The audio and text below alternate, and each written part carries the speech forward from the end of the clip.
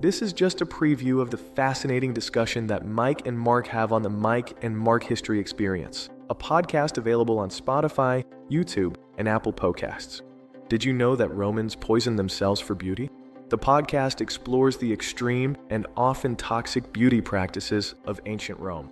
Elite women applied lead-based face paint daily despite knowing it caused health problems, bathed in donkey milk costing thousands per bath, used decomposing leeches as hair dye, and rubbed crocodile substances on their skin.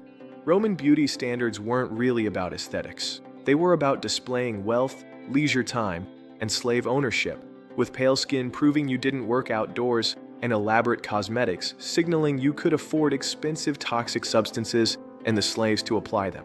From lead makeup causing brain damage to depilatory creams made with arsenic, Romans made conscious risk-benefit calculations where looking poor was worse than poisoning themselves.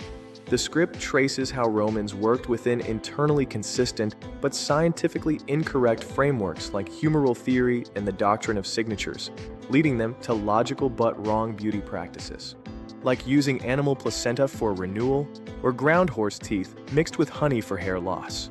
Elite women spent hours daily on appearance maintained by specialized beauty slaves who were beaten for styling errors, creating a system where beauty standards enforced social hierarchies through both self-harm and coerced labor.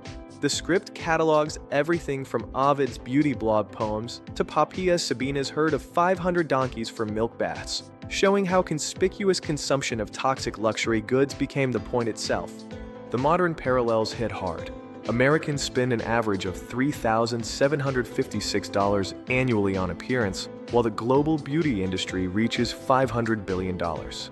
We've expanded skincare routines to 10+ steps instead of simplifying them, and we still make the same risk-benefit calculations Romans did with tanning beds, Botox, and unregulated cosmetics. Where the EU bans 300+ ingredients while the US bans only 30.